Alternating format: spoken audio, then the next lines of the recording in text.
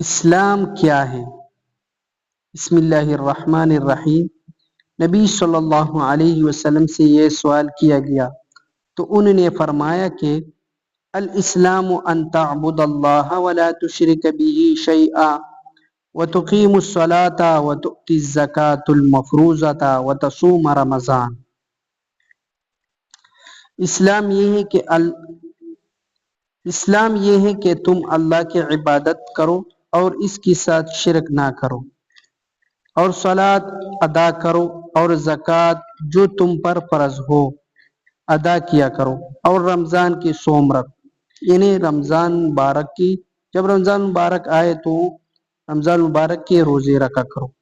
اگر آپ کو حدیث اچھی لگے تو ضرور ہمارے چینل کو سبسکرائب کریں، ایسے ویڈیو میں روزانہ لاتا رہتا ہوں۔ جزاک اللہ۔